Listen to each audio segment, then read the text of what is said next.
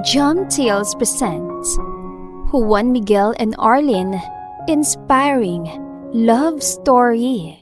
Written by DG Sam. Ano naman ngayon kung kasabay naming magsisimba lalaking yun? Bakit ba ako mag-effort sa pag-ayos para sa kanya? Wala naman akong gusto sa kanya. Hindi ko na dapat ini-stress ang sarili ko sa pag-iisip kung ano yung sasabihin niya sa itsura ko, di ba?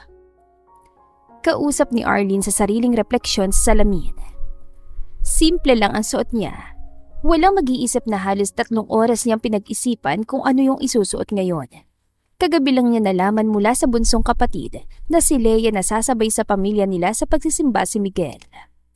Si Miguel ang bagong mekaniko sa talyer ng kanyang ama. Inuupahan din ito ang isang unit sa apartment nila na katabi lang ng bahay nila. Pamangking daw si Miguel ng kaibigan ng ama niya, kaya naman kahit 2 buwan pa lang ang lalaki sa bayan nila, buong puso na itong tinanggap ng pamilya niya. Matangkad, matipuno at gwapo ang lalaki. Palabiro, mabait, matulungin at masipag din daw ito, sabi ng kanyang ama. At nagbabakasyon lang siya ngayon dito sa bayan nila, kaya naman 1 linggo pa lang niyang kilala ang lalaki. Pero hindi talaga ako naniniwala na simpleng mekaniko lang siya. Hindi ko lang matukoy kung ano yun, pero malakas ang pakiramdam ko na may tinatago siyang sikreto. Anya sa sarili. Ate Arlene, bilisan mo na. Iiwan ka na daw namin, sabi ni Mama. Baka tapos ang misa pagdating natin sa simbahan. Tawag sa kanya ni Leia mula sa labas ng pinto na silid niya. Ito na nga, palabas na ako. Kunin ko lang yung bag ko. Pababa na siya ng hagdan na makita niya si Miguel sa paanan ng hagdan. Kausap nito ang kapatid niyang si Elliot. Mas lumitaw ang kagwapuhan ni Miguel sa suot na light blue polo at navy blue na pants. Mukhang bagong ahit ito at bagong gupit din ang buhok. Tumingala ito nang maramdaman ang pagbaba niya at nagsalubong ang mga mata nila. Nalimutan tuloy na mga paa niya na may 4 na baitang pa siyang tatapakan bago tuluyang makababa. Arlene! Sabay na sigaw ng ama't ina niya. Hey! Sambit ni Miguel, maagap na nasalo siya nito bago pa humalik sa sahigang nguso niya. Aray ko! Daing niya. Napahawak siya sa nguso niyang sumubsob sa matigas na balikat ng binata. Anong nangyari sa'yo? Bakit dumayb ka? Untag nito sa tonong hindi malaman kung pipigilan ng pagtawa o maaawa sa kanya. Kung kani-kanino ka kasi nakatingin natin, Arlene, yan, munti ka na maging kwento. Nang iinis sa sabi ni Elliot. Hindi mo na kailangang ibuwis ang buhay mo para lang mapansin ko, Arlene. Seryoso ang tono ni Miguel pero bakas ang kaaliwan sa mga mata niya.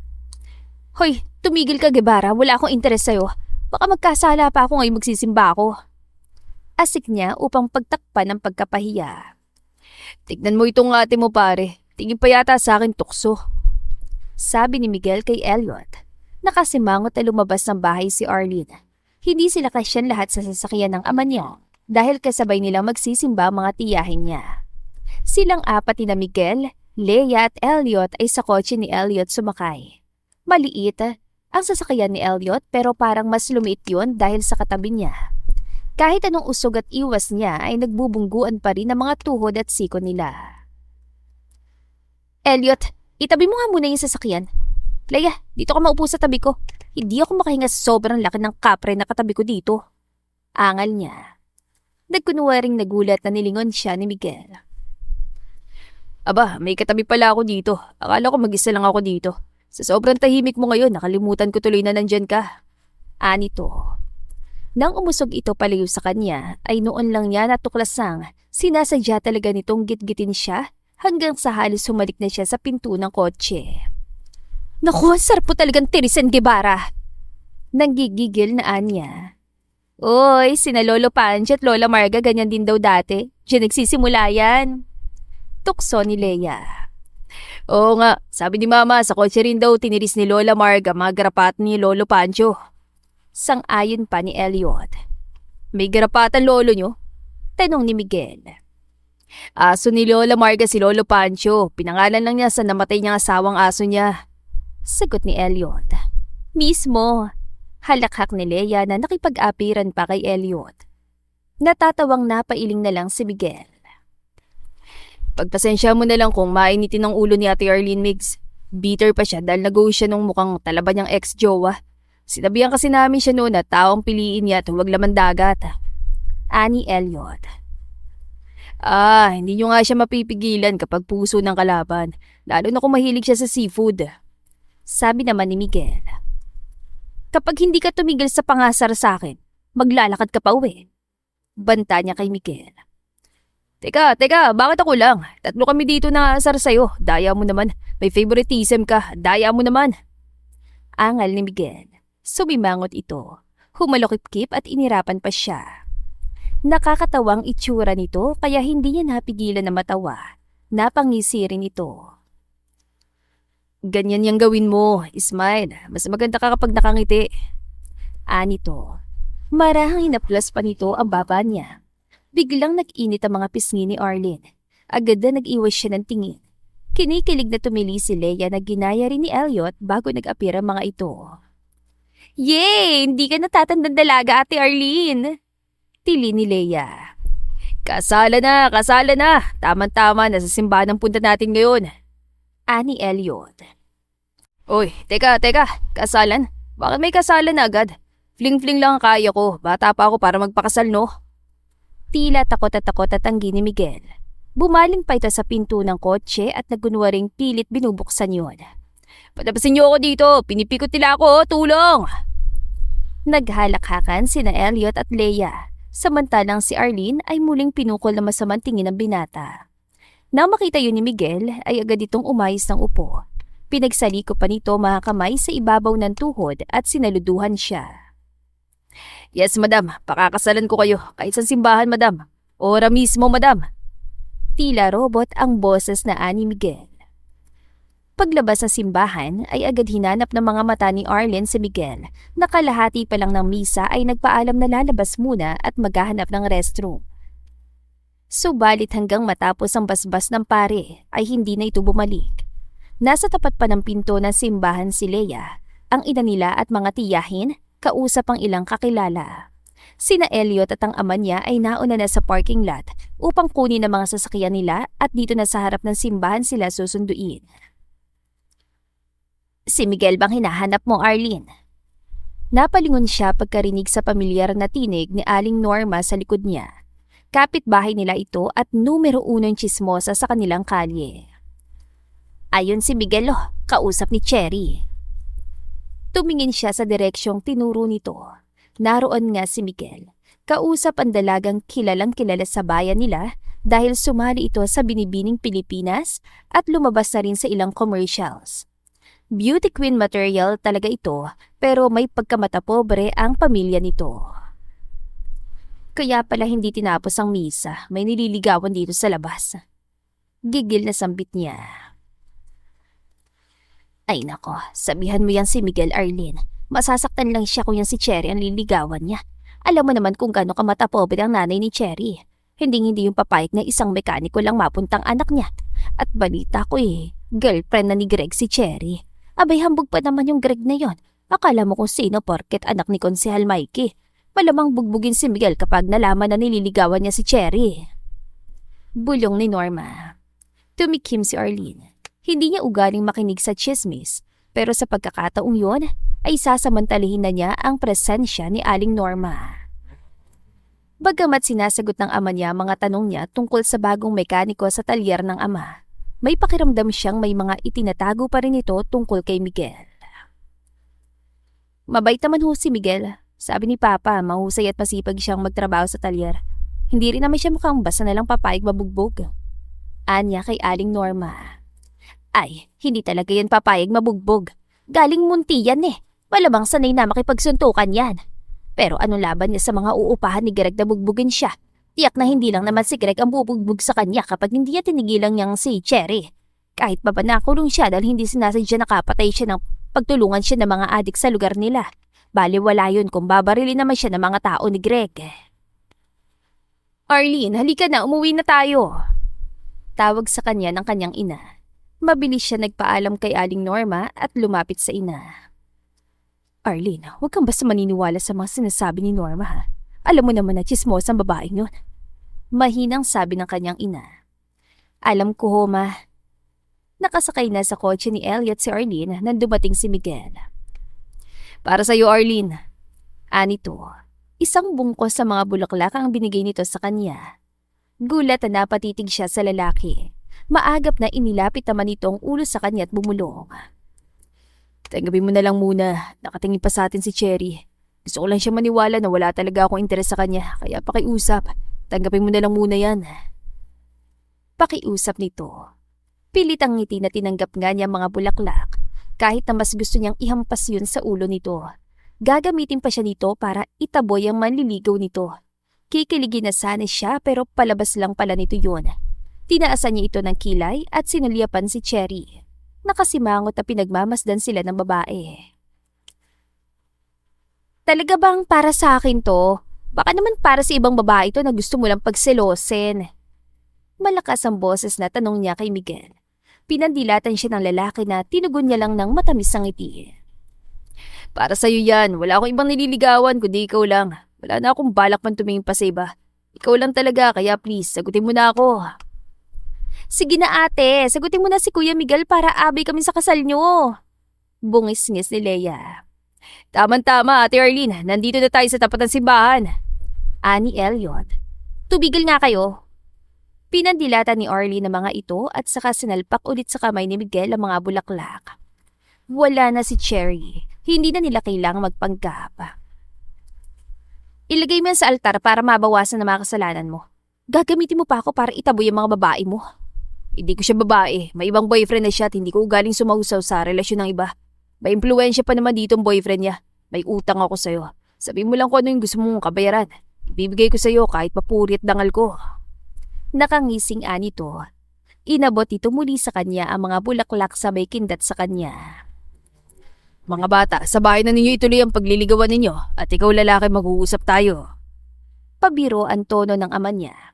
Pero malinaw ang pagbabanta sa mga mata nito nang tignan ng binata. Nang makauwi sila ay masinsinang kinausap nga ng ama niya si Miguel. Nang matapos ang pag-uusap ng mga ito ay kapwa seryoso ang mga mukha. Nasa hardin si Arlene. Nagpapahangin na lumabas si Miguel at tunguhin ang motorsiklo nito. Ni hindi siya nito sinulyapan nang dumaan sa harap niya. Pagsakay nito sa motorsiklo ay agad itong pinaarangkada palabas ng bakuran. Naging isa tuloy malaking palaisipan sa kanya kung ano ang sinabi dito ng kanyang ama. Nais din niyang malaman kung tungkol saan kaya yon dahil ng mga sumunod na araw ay simpleng pagbati na lang ang ginagawa ng binata sa tuwing magkikita sila. Hindi na siya nito binibiro o tinutudyo. Hindi niya halos namalayan na nakasanayan na pala niya ang mga panunukso nito. Kahit na papano ay nakalimutan niyang pagkabahala niya sa stalker niya. Ayon sa kaibigan niyang pulis na si Easy, ay wala pa rin daw linaw ang investigasyon nito tungkol sa stalker niya na siyang dahilan kung bakit siya biglang humingi ng bakasyon mula sa trabaho niya sa Maynila. Sadyang hindi nga lang niya ipinaalam ang tungkol doon sa kanyang pamilya. Ayaw niya mag-alala mga ito. Ang alam na mga ito ay napagod lang siya at na-stress sa trabaho niya, kaya siya umuwi at nagbakasyon dito sa bayan nila. Hindi niya sinabi sa mga ito na may natanggap siyang death threats mula sa kung sinong siraulo na nananakot sa kanya. Pwede ba makisabay? Pupunta ka ng bayan, di ba? Gulat na napalingon si Arlene sa labas ng bintana ng kotse. Si Miguel na nagsalita. Sige. Sino susunduin mo sa bayan? Pinuntahan ako kanina sa bahay ni Elliot bago siya umalis. Sabi niya may tumawag daw sa'yo at nagmamadali ka magbihis para umalis. At sunduin niya sa bus station. May susunduin lang akong kaibigan sa bayan at hindi ko siya ex-boyfriend, okay? Dalawa silang susunduin ko. Alam ko naman na kinausap ka lang ni Elliot na samahan ako dahil akala niya ex ko yung pupuntahan ko sa bayan. Hindi ako baliw para makipagbalikan kay Daniel, no? Nag-aalala lang kapatid mo. Kung wala lang siyang duty sa ospital, malamang siya mismo yung sumama sa'yo imbes na ako.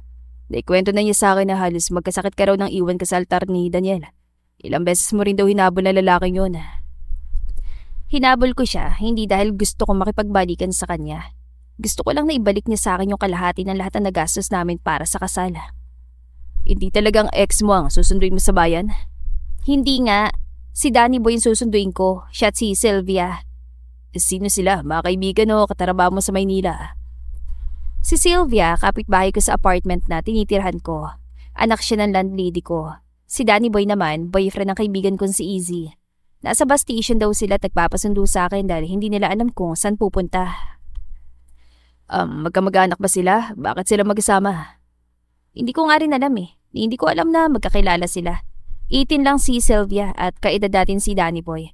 Matagal lang boyfriend ni Isa si Danny Boy at akala ko seryoso talaga siya kay Easy. Na hindi lang pera yung dahilan kung bakit siya nakikipagrelasyon kay Easy. Pero masama ang kutob ko ngayon na magkasama sina Danny Boy at Sylvia. Mayaman ba si Easy? Bakla si Easy, machong bakla dahil pulis siya. Sa kanilang dalawa ni Danny Boy, mas mapagkakamalan si Danny Boy ang bakla dahil para siyang babaeng kumilos.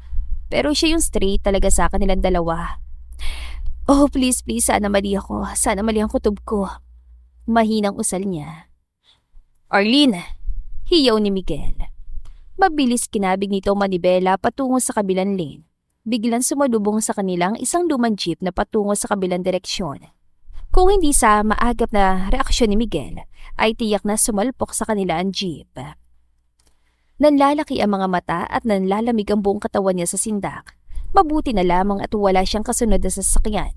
Halos wala ring dumadaan sa kalsada ng mga oras na yon, kaya wala silang nakasalubong na ibang sasakyan.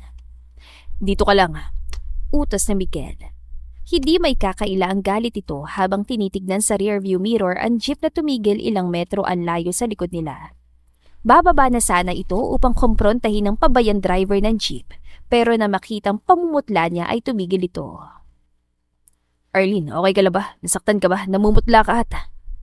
Malakas na napamura ito nang makita mula sa side mirror ang paghaharot ng jeep palapit sa kanila. Miguel! Sindak na tili niya. Babanggay niya tayo! Tapakan mo ang gas! Utos ni Miguel. Kalmado pa rin ang tono nito. Ang kawalan ng takot at pagkataranta sa boses at anyo nito ang nagbigay sa kanya ng lakas para sundin ang utos nito. Mariing tinapakan niya ang gas habang ito naman ang nagmamando sa manibela. Tila determinado naman ang driver ng jeep na habulin at bungguin sila. Makailang ulit itong binunggo ang likod ng kotse niya, kaya't halos maalog sila ni Miguel sa loob. Ayun, may police station. Ani Miguel. Miguel, tumatakas siya! Buisit! Gigil na mura ni Miguel. Hinabol nito ng tingin ng papalayong jeep. Halika, i-report natin sa pulis ito. Nakuha kong plate number at natandan ko ang itsura ng driver. Bumaba ng kotse si Arlene pero nalalambot ang tuhod niya. Kung hindi siya nahawakan sa braso ni Miguel, malamang napasalampak na siya sa harapan ng police station. Arlene, okay ka lang ba? Nag-aalala na tanong nito. Inalalayan siya nito. Tahimik na hinintay na mawalang panghihina at panginginig niya habang nakayakap sa baywang niya ang braso nito. Akala ko mas magugustuhan ko kung maamo ka at hindi pa sungit. Pero parang mas gusto ko normal na Arlene. Anito. Huwag ka mag-alala. Ngayon lang to. Kulang ang tapang ng pag-angil niya dito. Miss Luzon, ikaw na naman. Bakit ka nandito? Ano nangyari? Bungad ang desk officer na makita siya. Mabilis niyang isinalaysay sa pulis ang nangyari habang si Miguel naman ay ang kumpletong detalye tungkol sa jeep at sa driver niyon ang ibinigay. Base sa bahagyang pagkagulat at pagkamangha sa anyo ng pulis na kausap nila ay maging ito, napahanga sa photographic memory ng binata. Eksaktong description ni Miguel sa itsura ng jeep. Maging ang itsura ng driver ay nailarawan nito na maigi. Mahusay at detalyado mga impormasyon mo, Mr. Guevara. Pwede kang impormante Komento ng pulis kay Miguel. Nakatitig siya sa binata kaya marahil nahagip na mga mata niya ang biglang pag-ilap ng tingin nito na tila nabalisa. Pero kung hindi siguro siya matama na kamasid dito, ay imposibleng mahuli niya yon dahil iglap din ang pagkawala niyon. Salamat boss, pero may trabaho na ako at saka delikadong trabaho yan. Gusto ko pa magkaroon ng pamilya. Pabirong ani Miguel. Nasa nakakaya si Agent Juan Vergara, no? Tanong ng isang pulis na lumapit sa front desk. Nakatutok ang mga mata nito sa nakabukas sa TV sa break room ng istasyon. Nakabukas ang pinto ng break room kaya dinig nila ang live news report tungkol sa NBI agent na sinuspinde dahil sa pagbaril nito kay Congressman Javier D. Sinuspinde ang agent para lang ipakita na walang bias ang gagawing internal investigation sa nangyari. Pamangkin kasi ng NBI Director si Agent Vergara. Patuloy kasi sa pag-iingay ang pamilya ni Xavier D. Inosente raw ang congressman sa pangidnap sa batang nailigtas sa rescue operation na pinunganahan ni Agent Vergara. Ayon pa sa pamilya ni Xavier D., dapat daw ay makulong ang agent dahil hindi lang nito pinatay ang congressman. Dinungisan pa raw nito ang reputasyon ng politiko. Kilala nga raw si Xavier D., ang isa sa mga kidnappers, kaya sa rest house na lalaki na tagpuan ang batang kinidnap, pero wala raw kinalaman si Xavier sa krimen. Kalokohan. Paano naging inosente si D? Mismong yung batang nakidnap na nga nagturo na isa siya dun sa mga kidnappers. Kung inosente siya, bakit naroon siya ng araw na yun? Paano wala siyang ideya na mga kidnappers ang kasama niya sa lugar na yun? At saka kung hindi naman niya binaril yung kasamang agent ni Vergara, hindi siya babarilin din ni Vergara. Hindi nga dapat nasuspende si Vergara. Binawasan niya mga buwaya dito sa mundo. Hindi napigilan ni Arlene na magkomento. Napatingin sa kanya si Miguel at sarkastiko na tawa. Mayaman at kilalang angka ni Xavier D. Political dynasty sila. Natural lang na gawin nilang lahat para malinis ang pangalan ng pamilya nila. Lalo na kung tatakbo na naman sa next election ng tatay nila. Kaya nga nakakainis Kriminal ang Xavier na yon, kaya dapat lang sa kanya yon. At saka kung hindi naman siya binaril ni Vergara, pati si Vergara namatay din tulad ng isang kasama niya. Mali talagang NBI Sana hindi sila nagpadala sa opinyon ng mga supporters si D. Sana hindi nila sinuspinda si Vergara.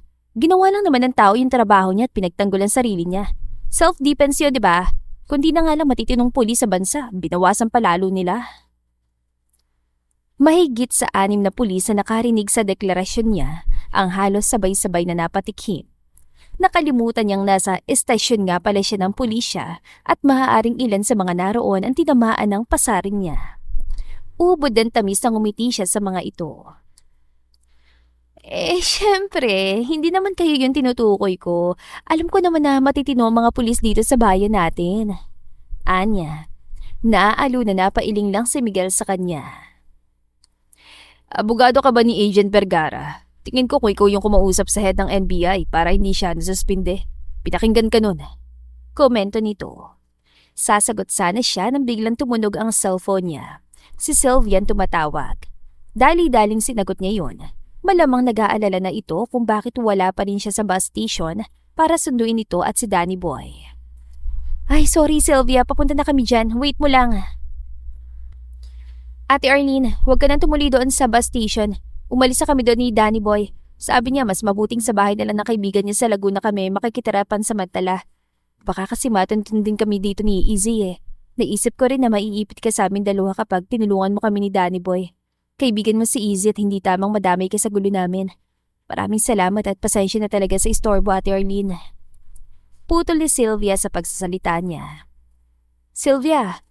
Oh, Sylvia, wag mo sabihin. Nagtanan nga kayo ni Danny. Nanlulumo na Anya. Totoo nga ang masamang kutob niya kanina. Oo, Ate Arlene. Si Danny Boy din ang tatay na magiging anak ko. 2 months na akong buntis sa ate. Hindi ko alam kung paano sasabihin kila mama to kaya nag-iwan lang ako ng sulat sa kwarto ko baka ako tumakas kasama si Danny Boy. Paano pag-aaral mo, Sylvia? May pera ka bang naitabi? Anong plano niyo ni Danny Boy? Huwag ka mag-alala ate. May plano na kami ni Danny Boy.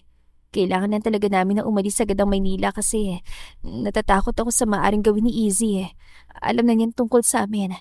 I'm sorry, Ate Arlene. Hindi ko alam na kaibigan mo palang baklang ex ni Danny Boy.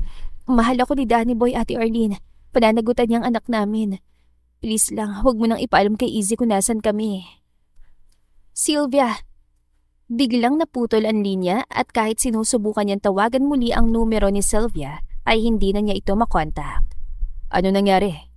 Tanong ni Miguel. Sinabi naman niya rito ang lahat. Kung ganun, umuwi na tayo. Ako na susi ng kotse. Ako na magmamaneho. Nang maalalang muntik nang mangyari kanina, ay muli siyang kinabahan.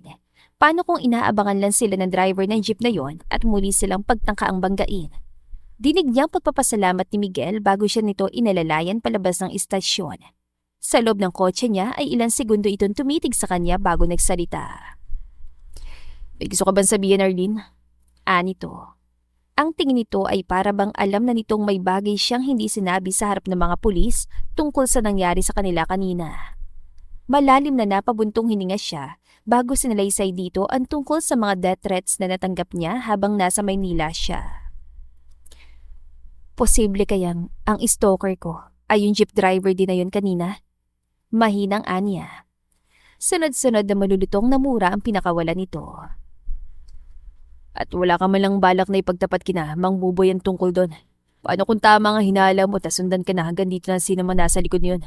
Paggugulat na lang sila na may masama na nangyari sa'yo. Sermon nito. In-start ito ang makina ng kotse. Iiling-iling na sinulyapan siya. Animo sa isip ay sinasabi nitong nakilala na nito ang pinaka-estupidang babaeng nabuhay sa mundo. Ay, ayoko lang mag-alala sila. Matatanda na mga magulang ko. Na-stress at natakot ako kaya ako umuwi pero hindi ko iniisip na posibleng seryosong pinagbabalakan ng stalker ko ang buhay ko. Akala ko nananakot lang siya, puros pagbabanta lang at pagpapadala ng mga nakakatakot na dekorasyon sa Halloween ang ginawa niya. Depensa niya sa pasyang ilihim ang sitwasyon sa pamilya niya. Sa tingin mo, gagawin ng taong nasa katinuan ng pananakot na yun sa'yo? Dapat sinabi mo agad sa pamilya mo tungkol dito. Nireport ko naman na lahat ng yun sa kaibigan kong pulis sa Manila, kay Easy. Ayoko lang na pati sila, mama, ay mapraning sa takot at pag-alala. Kaya hindi ko sinabi sa kanila. Akala ko kasi kapag wala na ako sa Maynila ay magsasawa na rin at kusang titigil ang sinumang nasa likod yun eh. Hindi ko naman nakalaing pati dito, posibleng masundan niya ako. Posibleng ang stalker mo nga ay ang jeepney driver na yun. Ang tanong ngayon ay kung bakit kanya gustong takutin at saktan. Pero paano tayo nakakasiguro na ako nga yung gustong saktan ng driver na yun? Paano kung hindi naman pala akong pakay niya? Dalawa tayong sakay ng kotse ko kaya hindi imposibleng ikaw ang pakay niya. Anya. Seryosong tinitigan niya ito. Bumuka ang bibig nito upang kontrahin ang sinabi niya pero naudlot ang anumang sasabihin nito. Nagsalubong ang mga kilay nito bago pumalatak. Baka nakarating na kay Greg ang paglalandian niyo ni Cherry kaya umupo siya ng tao para takutin ka. Anya. Tila nagulat naman ito sa sinabi niya. Hindi ko nilalandi si Cherry. 2 beses pa lang kami nag-uusap mula nang dumating ako dito. Imposibleng pagselosan ako ng boyfriend niya. Tanggi nito. Hindi agad makapag-react si Arlene sa mga sinabi ni Miguel habang kaharap niya ito sa pabilog na mesa sa loob ng comedor nila. Katatapos lang niyang aminin sa pamilya tungkol sa mga death threats na natanggap niya na siyang dahilan ng wala sa oras sa pagbabalik niya dito sa Batangas. Tulad ng inaasahan niya, mahabang interogasyon ang sumunod. Subalit ang hindi niya inaasahan ay ang pagbaling ng pamilya niya kay Miguel at pagtatanong sa lalaki kung paano mahuhuli agad ang nasa likod ng mga death threats sa kanya. Si Miguel din ang pinili ng mga ito na maging kasama niya parati sa tuwing aalis siya ng bahay. Naging instant bodyguard niya pa ang lalaki. Papa, ano namang alam ni Miguel sa mga bagay na ganoon? Kung makapagtanong kayo sa kanya para bang eksperto siya sa mga ganitong bagay. Anya. Si Miguel nang magpapaliwanag sa iyo, anak.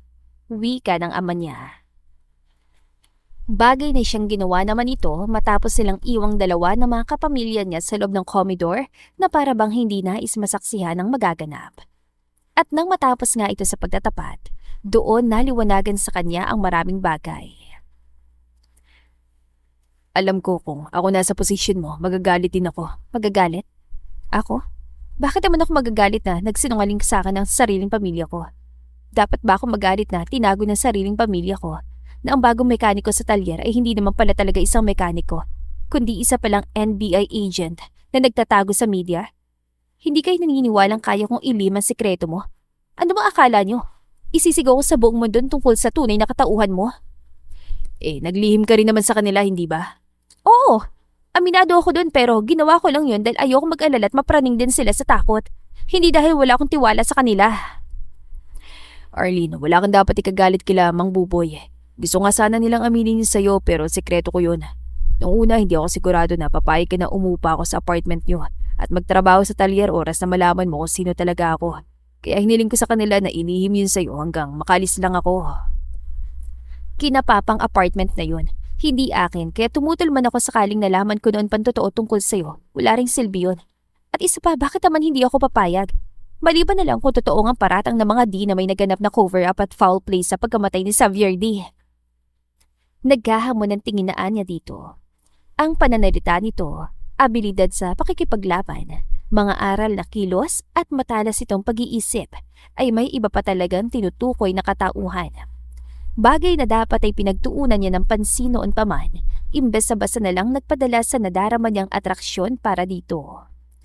Ngayon, hindi tuloy niya malaman kung mapagkakatiwalaan ba niya itong talaga o parte lang ng mahusay nitong pagganap ang lahat ng ipinakita nito sa kanya.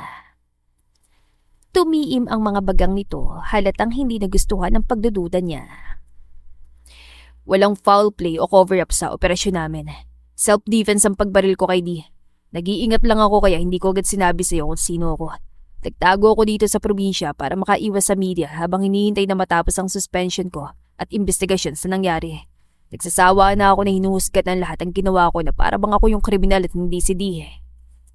At iniisip mong oras na malaman kung ikaw si Agent Vergara ay magpapost agad ako sa social media o kaya ay magpapa-interview sa mga news stations para ipagmalaki na nandito ka sa amin, ganun ba? Sarkastikong Anya. Lalo siya nanggigil nang kumalat ang guilt sa mukha nito. Hindi rin ito kinontra ang sinabi niya. Ganoon ngang iniisip nitong gagawin niya. Pasensya ka na, pero nakita ko mga social media accounts mo. Minuminuto kang may mga posts at status updates. Lahat ng kinakain mo naka-upload sa mga accounts mo. Mas active ka pa sa social media kaysa kay Leia na mas bata sa'yo. Dahil yan sa sideline ko. Kumikita ako bilang affiliate. Kumikita ako sa bawat view ng mga post ko. Alam mo ba kung magkano ang sahod ko bilang admin assistant sa opisina? Kulang pa para sa upa, bills, pagkain at pinapadala kong pera kila Papa. Hindi rin ako makakabili ng sasakyan kung sa sahod ko lang ako aasa. Pero dahil sa sideline ko, nakapag-down payment na ako sa sasakyan ko. May panghulog pa ako sa monthly payments ko. Pero ni minsan ba habang nandito ako, nakita mo kung kinuna ng picture ng pamilya ko ang ibang tao? Sa mga post ko, may kasama ba akong ibang tao? Tumikim si Miguel. Wala nga. Wala dahil nire-respeto kong privacy ng pamilya ko at ng ibang kilala ko. Sarili ko lang laging pinopost ko. I'm sorry, hindi pa kita kilala noon kaya doble ang pag-iingat ko. Kahit naman sila Aling Pet Elliot ay hindi rin alam ang totoo nung una akong dumating dito.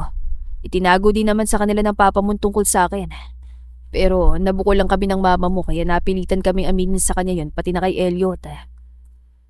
Walang salitang tinalikuran niya ito.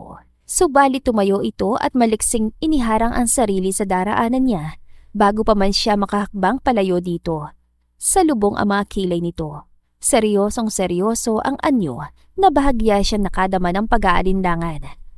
Ngayong alam na niya kung sino talaga ito at kung anong klase ng kakayahan meron ito. Pakiramdam niya ay isa na itong estranghero. Alam kong galit ka pa, Arlene, hindi kita masisisi. Pero dapat mo pa rin pakinggan ang mga sasabihin ko sa iyo tungkol sa kaligtasan mo. Sa susunod na mga araw, hindi ka maaaring umalis ng bahay nang hindi ako kasama. Mag-ingat ka rin sa pagbibigay ng information sa mga kaibigan o kakilala mo. At anumang package na darating para sa iyo ay kailangan ko munang inspeksyonin. Hanggat maaari, iwasan mo ring sabihin kung nasan ka lalo na sa mga pinopost mo sa social media mo. Hindi ko naman talaga pinopost kung nasan ako. Good.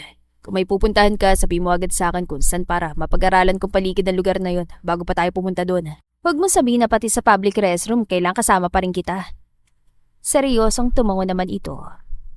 Kung nandito ka lang sa bahay, hindi na kailangan. Pero kapag nasa pampublikong lugar tayo, kinakailangan para lang matiyak na ligtas ka. Maang na tinitigan niya ito. Nagbibiro ba ito? Hindi. Seryoso talagang itsura nito. Hindi siya makapaniwala sa sitwasyon. Ilang oras lang nakaraan ay si Miguel lang ito, ang pilyong bagong mekaniko. Pero ngayon ay naging striktong security expert na ito at seryosong bodyguard niya. Miguel, alam kong hinihiling sa'yo ni Papa na gawin to pero hindi mo obligasyong protektahan ako. Umuwi ako dito sa Batangas para makalayo sa nagbabanta sa akin, para mabawasan ang takot ko. Pero sa binabalak mong gawin parang mas nagpapanik ako. Kailan ba talagang gawin mo yon? Lumapit ito sa kanya hanggang sa halos isang dangkal na lang ang layo ng mga mukha nila sa isa't isa. Kailangan, hindi lang dahil hiniling ni Mang Buboy, kundi higit para sa sarili ko. Di ko mapapatawad ng sarili ko kapag may nangyari masama sa'yo at wala akong ginawa para protektahan ka. Kung tama ako at ikaw talagang punteriya ng jeep kanina, ibig sabihin ay alam ng stalker mo na nandito ka sa Batangas. Malinaw na hindi na siya kontento lang sa pagbabanta at pananakot sa'yo. Natigilan si Arlene sa sinabi ng lalaki. Tama bang narinig niyang sinabi nito? Sisisihin nito ang sarili nito kung may mangyayaring masama sa kanya? Bakit? Nagtatakang napakunot noo ito. Anong bakit? Bakit hindi mo mapapatawad ang sarili mo kapag pinangyaring masama sa akin? Napaawang ang mga labi ni Miguel. Tila hindi ito makasagot. Sinalubong nito ang tingin niya. Isang munting ngiti ang sumilay sa mga labi nito. Masuyong din naman ang hinlalaki nito ang ibabang labi niya. Yumuko ito at hinagkan siya. Magaan at mabilis na halik na tapos na bago pa man siya makapag-react. Miguel! Ngunit muli itong yumuko at hinuli ang mga labi niya. Sa pagkakataong yon ay mas matagal at mas mariin ang paghalik nito sa mga labi niya. Nang maulinigan nila ang papalapit na mga boses sa mga kapamilya niya, ay sakalang sila naghiwalay. Nanatiling nakatitig sila sa isa't isa. Malakas sa tumikhim si Miguel at sinuklay ang buhok nitong ginulo na mahigpit niyang pagkapit doon kanina. Kusang tumagilid din ito upang bigyan siya ng katiting na privacy para maayos niya ang sarili. Tumaas hanggang sa ibaba ng dibdib niya ang suot niyang t-shirt. Kahit hindi na siya tumingin sa salamin, alam niyang magulo rin ang buhok niya at namumula dahil sa halik nito ang mga labi niya. Yun ang sagot ko kung bakit hindi ko mapapatawad ang sarili ko sakaling may masamang mangyari sa'yo. Pabulong na anito. Diretsahin mo ko, Miguel. Arlene, kahit suspendido ako ngayon, alagad pa rin ako ng batas at tungkulin kong protektan lahat ng sibilyan. Naniningkit ang mga matang nahagilap siya ng puwedeng ipukpok sa ulo nito. Tatawa-tawang tinaas naman nito mga kamay. Joke lang, joke lang. Gusto kita, kaya ayoko may mangyaring masama sa'yo dahil gusto kita. At titiyakin kong ligtas ka hanggang sa mahuli ang Natatawa na napailing si Miguel pagkakita sa paraan ng paghawak ni Arlene sa baril niya. Tila diring-diri ito sa baril. Nasa bakanteng lote sila sa likod ng bahay ni na Arlene. Kakahuyan ng buong paligid at sa di kalayuan ay dinig ang lagaslas ng tubig sa batis. Doon niya tinuturuan ng dalaga ng basic self-defense moves. Gusto rin niyang turuan na maging pamilyar humawak ng baril ang dalaga. Arlene, hindi ka niyan kakagatin. Hawakan mo na maayos. Walang bala yan. Kahit kalabitin mo ang gatilyo, hindi puputok ko yan. Gusto ko lang masanay kang hawakan to. Anya. Pumwesto siya sa likod nito at hinawakan ng mga kamay nito. Itinaas niya ang mga braso nito bago mahigpit na pinahawakan dito ang baril. Bakit kasi kailangan ko pang matutong bumaril? Natatakot ako. At saka nandyan ka naman para barilin ang kung sino man sira ulong yun na nagbabanta sa akin, di ba? Unless, nagpaplano ka ng umuwi sa inyo at iwan ako ata. Relax, hindi kita iiwan. Gusto ko lang matuto kang humawak at gumamit ng baril in case kailanganin mo. Mas mapapadatag ang loob ko kung kahit wala ako sa tabi mo, kaya mo ipagtanggol ang sarili mo. Yun na nga yung ginagawa natin kaya tinuturuan mo ko ng basic self-defense moves, di ba? Oo, pero paano kung may baril ang kaharap mo? Hindi mo magagamit ang mga hand-to-hand moves na yun dahil mas mauna ka ng barilin ng kalaban mo. Hindi na idinagdag ni Miguel na kapag baril ang hawak ni Arlene, mas mauunahan nito ang kalaban nito. Duda kasi siya na kaya ngang barilin ng dalaga ang nagbabanta rito. Gusto niya balaan ito na mag-ingat sa mga taong pinakamalapit dito. Ayon sa lumabas sa pag-iimbestiga ng kasamahan niyang si Ace, malaki ang posibilidad na isa sa mga yon ang nagtatangka sa buhay nito. Subalit ayaw naman niyang makahalata ang kung sino man sa lari na yon na alam na nilang ito ang kalaban. Bagay na tiyak niyang mangyayari oras na balaan niya si Arlene dahil hindi marunong umarte ang dalaga kahit pabuhay na nito ang nakataya. Malamang sa unang pangungusap pa lang ay maibubuko na nito ang sarili, nakilala na nito ang salarin, kaya mas makabubuting doblehin na lang niya ang pagka-alerto sa pagbabantay dito. Okay, paano ba hawakan to? Tanong ni Arlene. Umatras ito kaya tumamang ulo nito sa baba niya. Pero hindi iyon ang mas iniinda niya, kundi ang pagbunggo ng pang-upo nito sa harapan niya. Aw! Okay ka na dyan, Miguel? Nanunodyo ang tono at ngiti ni Arlene ang sulyapan siya. Natutokso siyang halikan ito, subalit may malaking bagay na pumipigil sa kanya. Si Arlene mismo. Dahil nitong mga nakarang araw ay hindi nakaligtas sa mga mata niya ang unti-unting paglalim ng atraksyon nito sa kanya. Hindi lang basta pisikal na atraksyon na nakikita niyang nagniningning sa mga mata nito.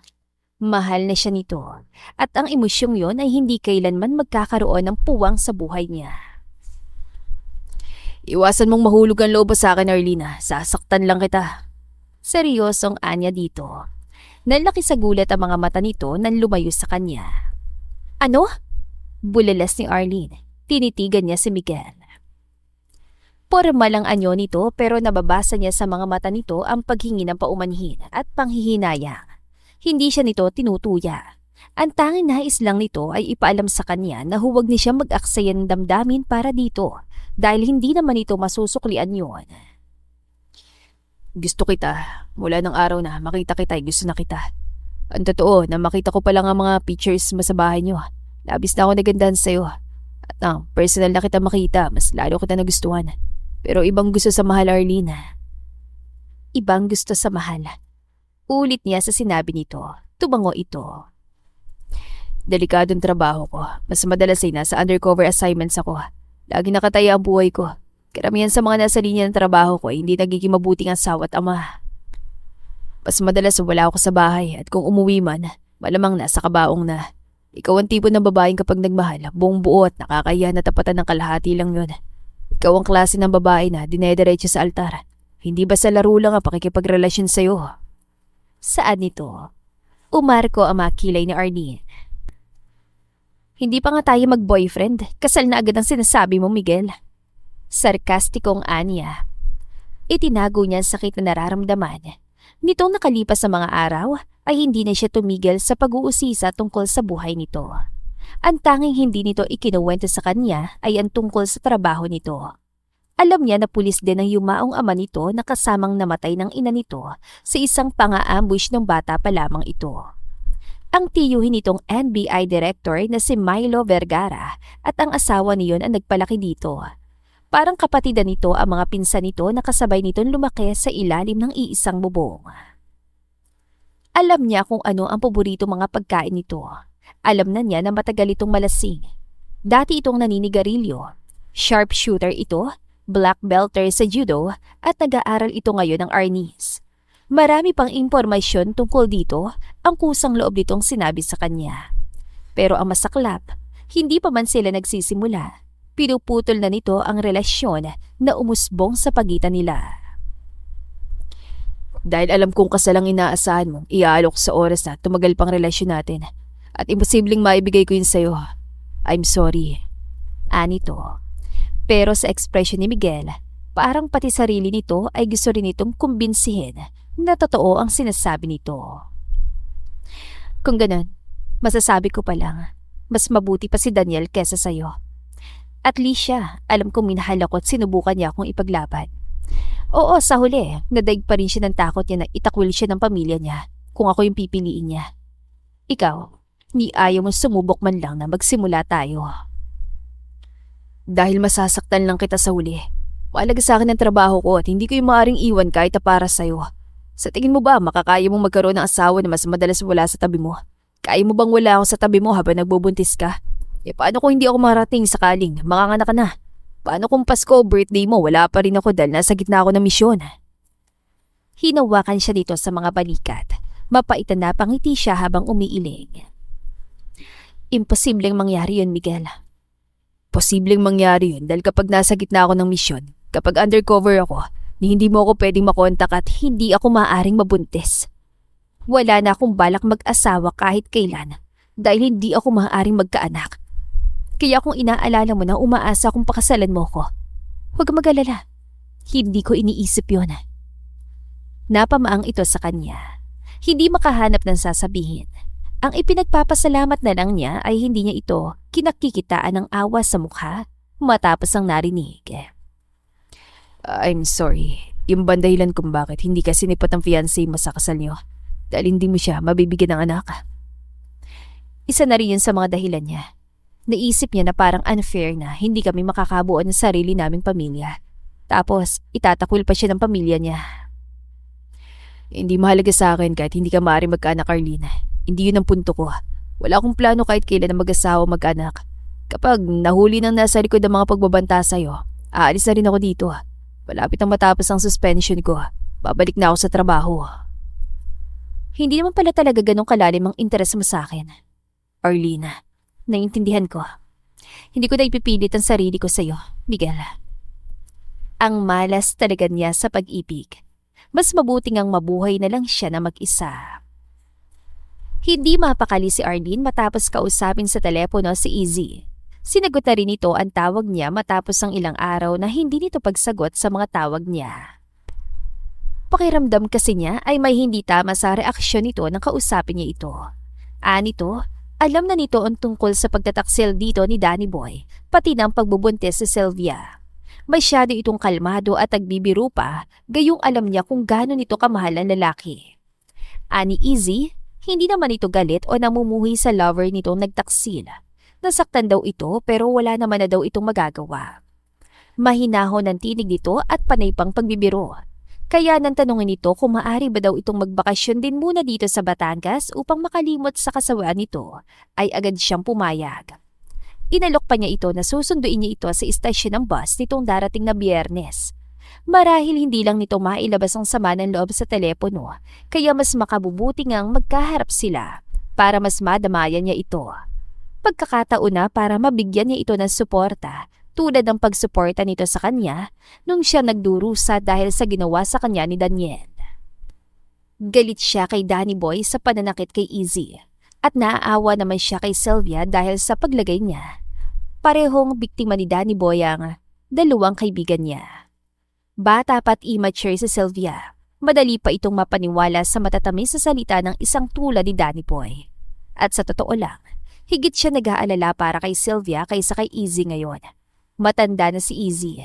May trabaho na ito at kaya nitong buhay ng sarili. Natitiyak din niya na balang araw ay makakahanap ito ng ipapalit kay Danny Boy.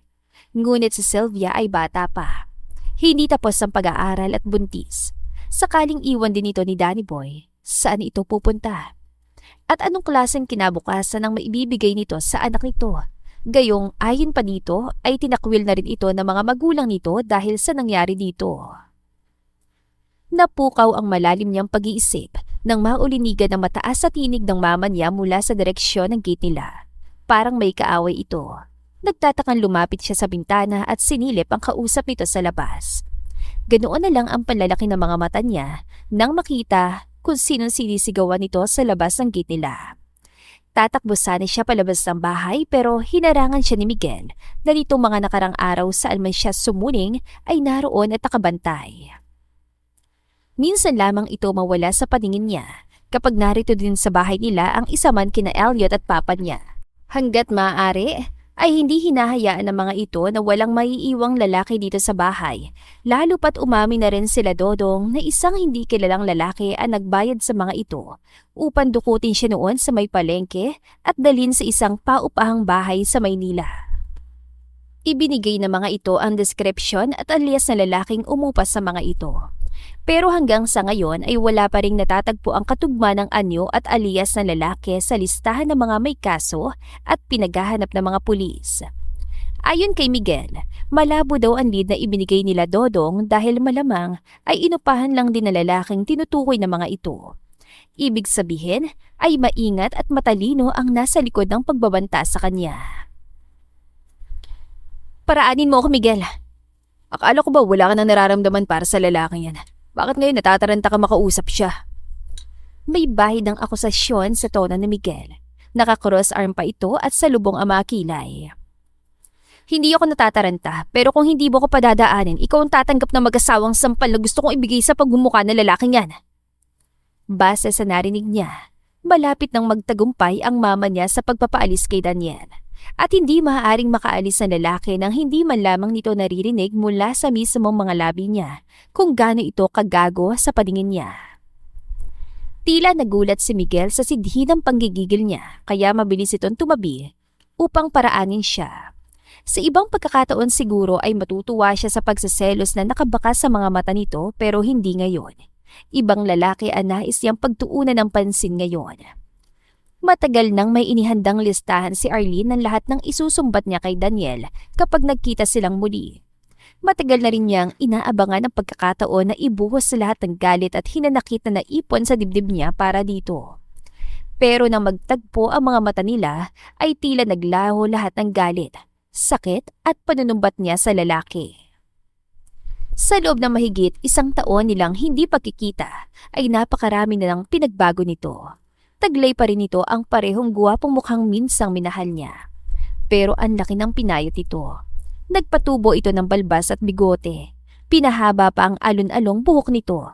Mukha itong pirated version ng Hollywood actor na gumanap bilang The Witcher. Ini-imagine niya kung si Miguel ang nagpahaba ng buhok, nagkabalbas at bigote. Tiyak magmumukhang higit na misteryoso at mapanganib lang ang lalaki. Hindi ito magmumukhang takas sa preso tulad ng ex niya. Arlene, please, konting oras mo lang hinihingi ko. Please, wag mo naman ako itaboy. Gusto lang kita makausap. Gusto ko lang humingi ng tawad sa'yo kahit alam kong wala kapatawaran ng ginawa ko. Hindi sanay si Arlene sa mapagkumbabang anyo ni Daniel. May kumurat sa puso niya, siya nang makita ang desperasyon sa mga mata nito. Malinaw sa kanya na totoo sa loob nito ang bawat salitang binitiwan. At bagamat na antig ang damdamin niya sa nakikitang pagsisisi at pagsusumamo sa mukha nito, hindi niya nararamdaman na tumalo ng puso niya sa muli nilang pagkaharap. Awa at panghihinayang, yun na lang ang mga emosyong binuhay nito sa dibdib niya ngayon. Pero sa pagkikita nilang muli, ay natuklasan niyang tuluyan nang binura ni Miguel ang natitirang puwang ni Daniel sa puso niya. At kumpara sa naramdaman niya noon para sa dating nobyo, higit na malalim at malawak ang inookupang posisyon ni Miguel ngayon sa damdamin niya. Nais niyang iyon ang mas pagtuunan ng pansin niya ngayon. Gusto niya sukatin at suriin yon pero hindi naman niya maaaring basta nalang palayasan si Daniela. May pinagsamahan sila. Minsan silang nagplano na magsama habang buhay kahit pa iniwan siya nito at sinaktan. Halika sa loob, doon tayo mag-usap.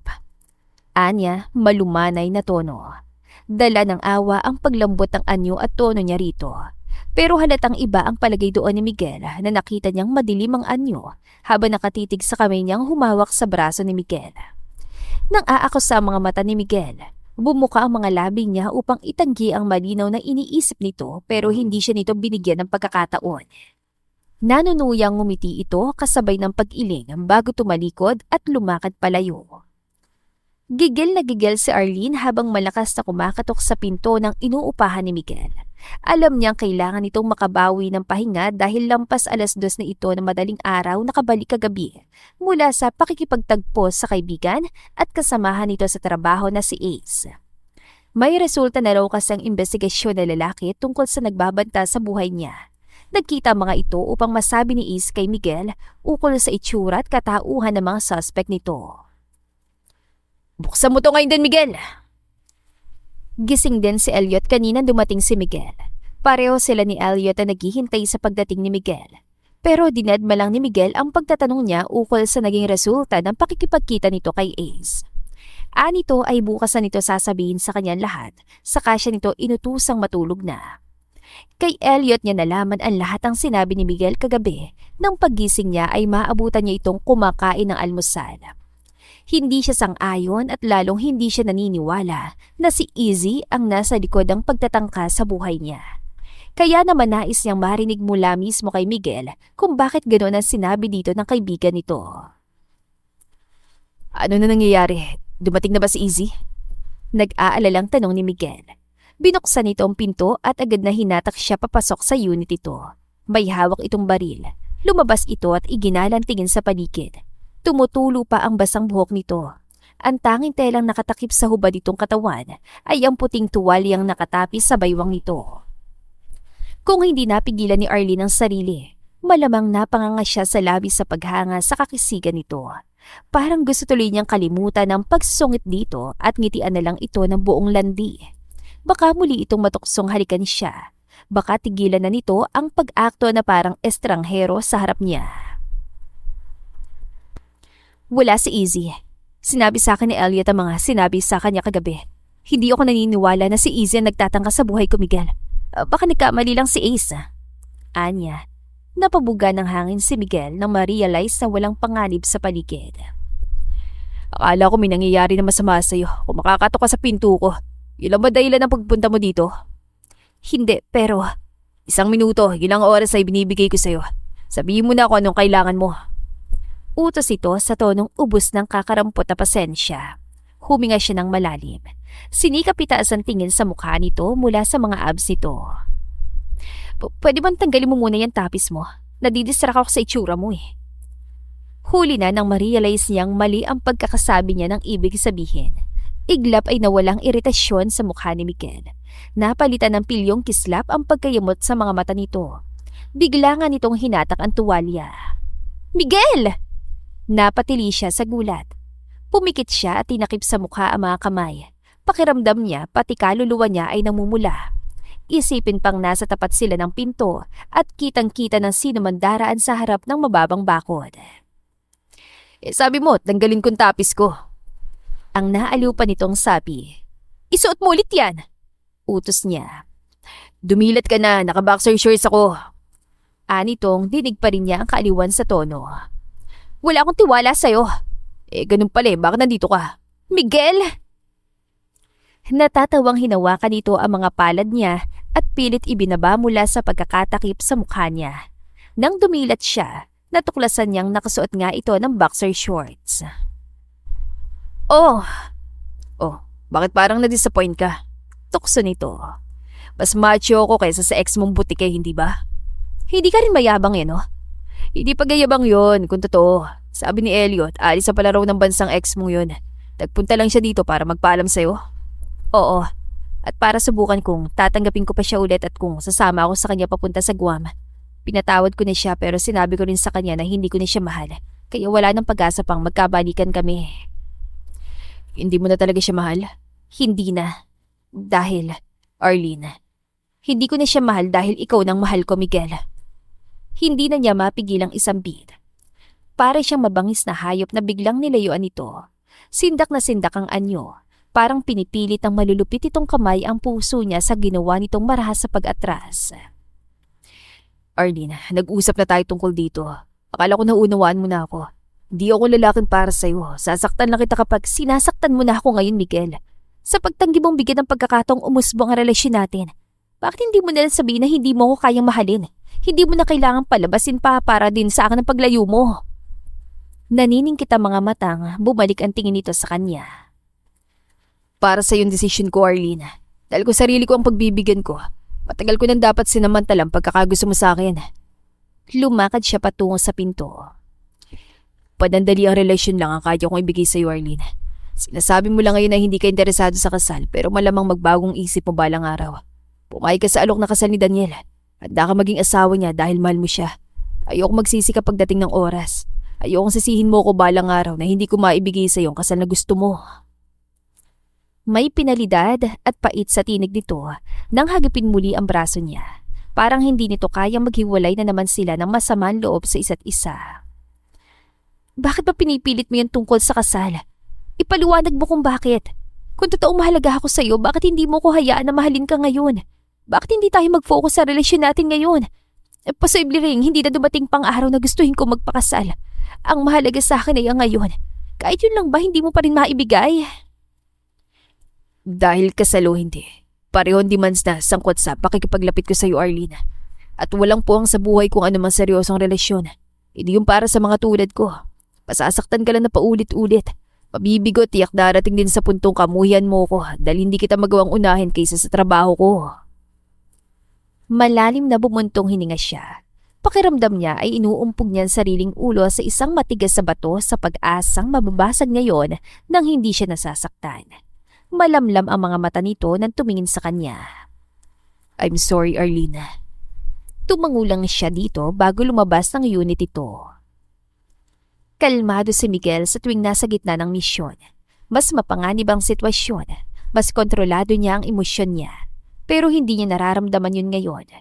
Mula nang malaman niya kay Elliot na nawala si Arlene, ay kalat ng utak niya sa halo-halong galit, kaba at takot.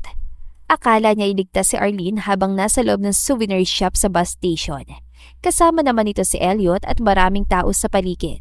Pero mukhang sinamantala ni Easy yon para dukutin si Arlene. Ngayong araw ang dating dito sa Batangas ni Izzy. Dalawa sila ni Elliot at sumama kay Arlene sa pagsundo kay Izzy sa bus station. Kumbinsido si Arlene sa kainosentehan ni Izzy. Pero si Miguel ay duda pa rin kay Izzy dahil wala namang ibang may motibong saktan si Arlene. Maaring dahil sa koneksyon ni Arlene kay Sylvia na siyang tunay na kabitang nobyo ni Izzy, kaya nagalit ang bakla sa dalaga. Sa investigasyon ni Ace, ay si Izzy ang lumalabas sa top suspect nila. Pangalawa lang ang ex ng dalaga na si Daniel. Malapit si Izzy kay Arlene kaya alam ni Izzy lahat ng impormasyon tungkol sa dalaga. Natuklasan din ni Ace mula mismo sa pamilya ni Izzy ang tungkol sa history ni Izzy ng pang-istok sa mga dating naging nobyo nito. May ini-stalk din daw si Izzy na babaeng ipinagpalit dito na naging nobyo. Hindi naman daw nito sinaktan ng mga iyon. Tinakot lang at nang magsawa ay tinigilan na.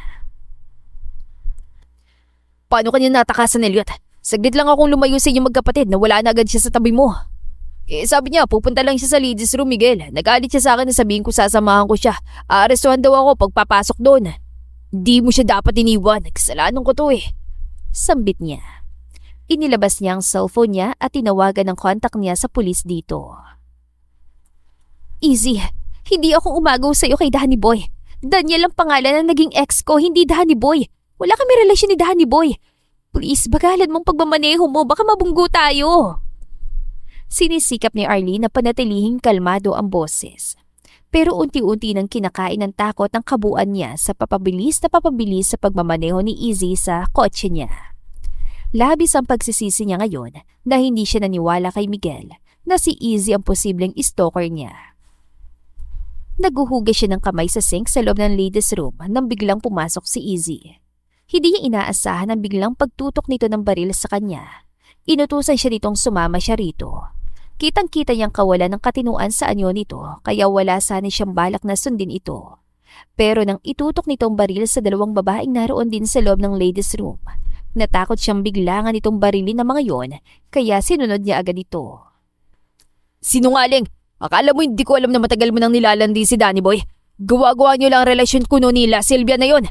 Dito sa Batangas sumiretso si Danny Boy dahil taga rito ka. Akala mo siguro mapapaniwala mo ako na nakabuntis talagang ibang babae si Danny Boy. Sinungaling ka. Alam ko ikaw ang buntis. Nagpabuntis ka kay Danny Boy ko. Nakita ko mga text at chats niya sa cellphone mo. Oo, ako nagnakaw ng lumang cellphone mo at naroon lahat ng ebidensya ng panluloko niyo sa akin. Hiyaw nito sa kanya. Kasunod niyon ay bigla na lang siya nitong hinampas sa mukha. Napasigaw siya sa sakit. Ramdam niya ang pagdurugo ng nguso niyang tumama sa relo nito. Malinaw na wala sa matinong pag-iisip si Izzy. Dahil kung nasa katinuan ito, hindi siya sasaktan nito. Tumutulo na mga luha niya sa halo-halong takot, galit, awa at hindi pagkapaniwala sa sitwasyong kinasusuungan niya. Hindi! Hindi yun galing kay Danny Boy kundi kay Daniel! Sa ex-fiancé ko si Daniel! Izzy, kilala mo rin siya, hindi ba? Dumalo ka sa dapat ikasal naming dalawa, natatandaan mo ba? Tinulungan mo pa nga ako makalimutan siya. Nagpunta tayo sa Baguio tapos sa Palawan kasama ang iba pa nating kaibigan. Tanda mo ba? Daniel ang pangalan ng ex-boyfriend ko. Pero parang hindi naririnig ni Izzy ang anumang sinasabi niya. Lalo nitong pinandar na mabilis ang sasakyan. Hindi ka namatay nung pasagasaan kita. Nahuli ang mga inutusan ko para kidnapin ka. Nakaligtas ka rin sa jeep na bumangga sa inyo. Palpak lahat ng mga binayaran ko para alisin ka sa landas namin ni Danny Boy. Pwes, ako na mismo ngayon ang papatay sa'yo para sigurado na magtatagumpay ako. Itong nararapat para sa mga traidor na tulad mo. Traidor ka! Tinuring kitang kaibigan pero traidor ka, Sunny! Traidor ka, Sunny! Hiyaw ni Izzy. Hindi ako si Sunny, sa Arlene ako, Izzy. Matagal nang patay si Sunny, patay na siya. Ako si Arlene, Izzy, patay na si Sunny. Sigaw niya.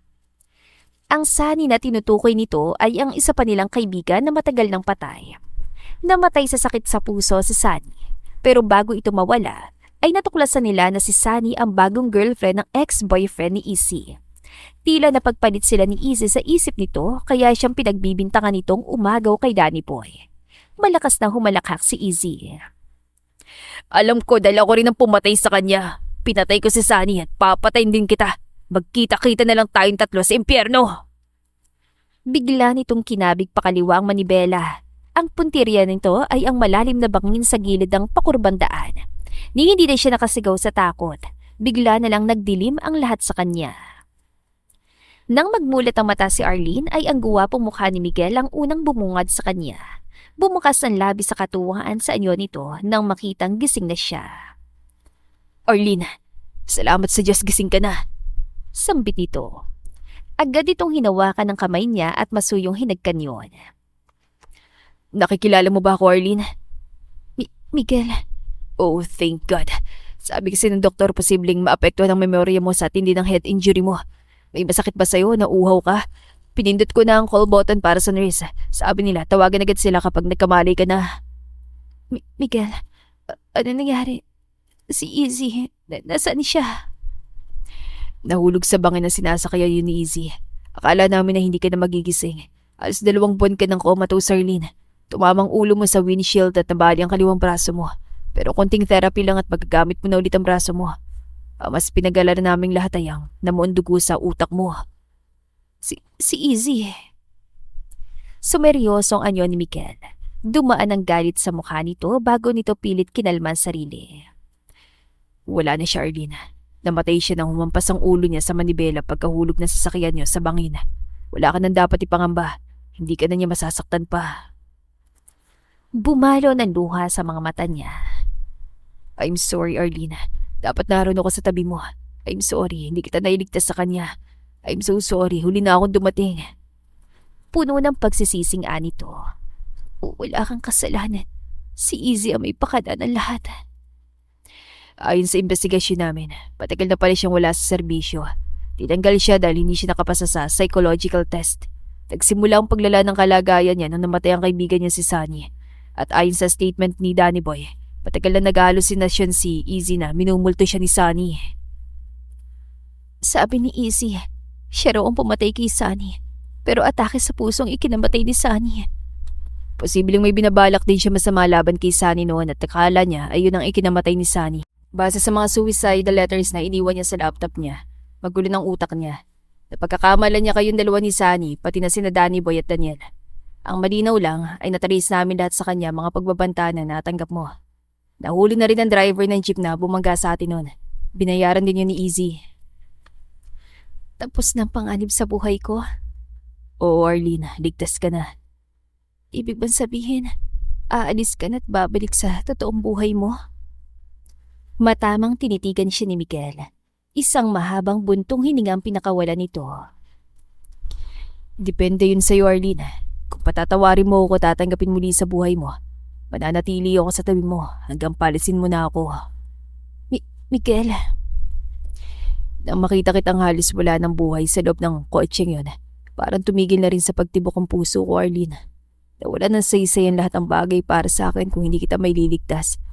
Noon ko natuklasan na handa ako mawala ang lahat sa akin. Wag lang ikaw. Wala akong ibang ipinagdarasal itong nakalipas na mga araw, kundi ang magising ka ulit. Mahal kita, Arlene. Mahal na mahal kita. Miguel, alam mo bang ang mukha mong huling imaheng nasa isip ko bago magdilim ang paligid ko? Ayokong mamatay dahil hindi pa ako handang iwan ka. Mahal din kita. Yumuko si Miguel at niyakap siya. Masuyong hinagka nito ang mga labi niya. Maya-maya lang ay bumukas ang pinto ng hospital room niya at pumasok ang isang doktor at isang nurse. Matapos siyang suriin ay sinabi ng doktor na kailangan nilang ng mga ito na obserbahan siya sa loob ng susunod na mga araw. Kung wala raw makikitang abnormalidad sa vitals niya, ay posibleng ma-discharge na siya sa susunod na mga araw. Pagkalis ng doktor at nurse sakalang pumasok sa silid niya ang buong pamilya niya. Tuwan-tuwa ang mga ito na makitang may malay na siya at higit sa lahat ay walang problema sa alaala niya. Saglit na nagpaalam naman si Miguel na bibili lang ng pagkain para sa kanilang lahat. Salamat sa Diyos at nagising ka na, anak. Salamat din kay Miguel dahil kung hindi siya nagpumilit na bumaba sa gilid ng bangin para iligtas ka, malamang naipit ka rin sa loob ng sasakyan tulad ni Izzy at kasamang namatay ng dumulas ang kotse mo sa ilalim ng bangin. Wika ng ina niya. Oo nga, Ate Arlene. Grabe ang tapang at lakas ng loob ni Kuya Miguel na iligtas ka. Hindi talaga siya nagpapigil kahit sinasabi na ng ibang rescuers sa kanya na delikadong gagawin niya dahil posibleng pati siya masama sa paghulog ng kotse mo sa ilalim ng bangin. Wika ni Elliot. Kuya Miguel? Bakit naging Kuya Miguel ng tawag mo sa kanya ngayon? Dati Miguel lang. Takang ani Arlene. Syempre, kapag kinasal na kayo, magiging kuya ko na siya. Ate kita, kuya ko siya. Tugon ni Elliot. Kasal agad? Oo naman, Ate Arlene. Nakita na namin ang engagement ring na binili ni Kuya Miguel. Kasama pa nga niya kaming nang pumili. Ay! Natigilan si Leia at agad itong natutop ang bibig. Ang daldal niyong magkapatid. Hindi pa ka nagpo-propose si Miguel. Inunahan na ninyo yung tao. Sita ng ama nila sa mga kapatid niya. Nakangiwing tumingin sa kanya ang mga magulang niya. Pasensya na, Arlene. Magkunwari ka na lang na hindi mo pa alam kapag nag-propose si Miguel sa'yo. Ibig sabihin, nagpaalam na siya sa inyo, Papa, Mama? Tumango ang kanyang ina. Oo, anak. Kinausap niya kami ng ama mo at hiningi niya ang blessing namin sa pagpapakasal niyo. Halos araw-araw siya nandito at binabantayan ka. Matsiga kanyang binabasahan ng mga paborito mong nobela dahil sabi ng mga doktor, naririnig mo raw kami at makakatulong yan para bumilis ang paggaling mo. Mahal na mahal ka niya, kaya kampante kami ng ama mo na hindi ka niya sasaktan. Pero sabi niya noon, ayaw niya magpakasal o magkaanak dahil ang tanging mahalaga sa kanya yung trabaho niya. Pinababalik na nga siya sa serbisyo last month dahil tapos na raw suspension niya, ate. Pero mas pinili niya manatili dito sa tabi mo. Hindi niya rin daw magagawa na maayos ang trabaho niya kung nag-aalala siya sa kalagayan mo. Tinanong ko nga siya kung balak ba niya mag-resign bilang agent. Pag-usapan daw muna ninyo. Kung okay lang sa'yo na magpatuloy siya sa trabaho niya o kung mas mapapanatag ka na mag-iba siya ng linya ng trabaho. Sagot ni Elliot. Hindi ko siya pipigilan sa gusto niya. Mahalaga sa kanyang trabaho niya at hindi ko yun ipagkakait sa kanya. Susuportahan ko siya sa kung anong magpapasaya sa kanya. Mabuti kung ganon. Mahusay na agent si Miguel. Kailangan natin ng mas marami pang katulad niya. Wika naman ang ama niya. Makalipas ang 30 minuto ay bumalik na si Miguel. May dala itong mga pagkain. Dahil mahina pa mga kalamnan niya at hindi niya pa kayang kumilos mag-isa, ito ang matsigang umaalalay sa kanya. Sorry, hindi ka pa raw pwedeng kumain ng solid foods. Soup at water pa lang muna ngayon. Anito. Okay lang, salamat. Ang sweet, nilalanggam kami. Tukso ni Leia sa kanila. Inilabas pa nito ang cellphone nito at tinapat sa kanila. Hindi lang picture nilang kinuha nito. Video pa sila nito. Isasend ko to sa'yo, Ate Arlene, para pwede mong i-upload sa account mo. Check, marami agad views ito kapag nakita ng followers mo na may bagong love life ka na. Hindi ko i-upload yan. Bakit hindi? Gwapo naman ako ah. Naiiya ka bang makita nilang itsura ng boyfriend mo? Kunuway nagtatampong ani Miguel. Akala ko ba nagtatago ka sa media? Kaya nga laging blurred ang pictures at videos mo tuwing nasa news ka, di ba? Kasi undercover works ang assignment mo. Delikado sa trabaho mong malantad sa social media ang identity mo. Ani Arlene. Noon yun, iba ng assignment ko ngayon. Pagbalik ko sa trabaho, ay sa ibang department na ako. Sa nangyaring media coverage sa kaso ni D, imposibleng hindi malik ang totoong identity ko. Mapanganib kung sa undercover assignments pa rin ako ilalagay. Kaya hindi mo na kailangang mag-alala. Makita man ako sa social media pages mo. Okay lang talaga sa'yo? Oo. Nginitian niya ito. Ngiting sinagot naman ito ng mas matamis na ngiti. Magbay ka na kay Mama, Biben. Ani Miguel sa 1-year-old niyang anak. Inampo nila ni Arlene ang anak. Magbay ka na kay Mama, Biben. Ani Miguel sa 1-year-old niyang anak. Inampo nila ni Arlene ang anak ni Danny Boy at Sylvia. Araw ng undas kaya naroon sila mag-anak sa harap ng puntod ni Sylvia. Namatay si Sylvia ilang araw lang makalipas itong mga anak. Sabi ni Arlene, baka daw dahil mahina ang puso ni Sylvia kaya hindi nito nakayanan ng panganganak. Pero alam nilang dalawa na hindi lang ang pisikal na kalagayan ng puso ni Sylvia ang mahina, kundi maging ang damdamin nito. Hindi nito nakayanan ang biglang pagkawala ni Danny Boy. Isang buwan bago ito manganak ay naaksidente sa trabaho si Danny Boy. Isang aksidente na alam nilang hindi napakana ni Izzy dahil patay na ang lalaki nang maganap ang aksidenteng kinasangkutan ni Danny Boy. At dahil ayaw ding kupkupin ng mga magulang ni Sylvia ang anak nito, sa kanila inihabili ni Sylvia ang bata. Migs, dumidilim na, baka mahirapan tayo makalabas sa sementeryo kapag sumabay tayo sa ibang pauwi na rin. Tawag sa kanya ni Arlene. Okay, tara na. Anya. Hinawakan niyang kamay ng asawa na sa paningin niya ay tila lalong gumaganda. 2 months na itong buntis. Sabi nito ay isang napakalaking milagro daw para dito ang matuklasan na nagkamali lang ng findings ang doktor na tumingin dito noon. Sa kabila ng sinabi ng doktor na hindi ito maaaring magkaanak kailanman, heto sila ngayon, sabik na hinihintay ang pagsilang ng pangalawang anak nila. Kung para kay Arlene ay milagro yon, sa kanya hindi. Dahil ang pinakamalaking milagro sa buhay niya ay ang paggising nito mula sa halos 1 buwan nitong pagkakoma. Buong akala niya ay hindi na ito magigising, kaya bawat araw na magkasama sila ngayon ay isang malaking milagro para sa kanya. At dito na po nagtatapos ang ating kwentong pag-ibig. Maraming salamat po sa pakikinig. To God be the highest glory. Hanggang sa muli, paalam!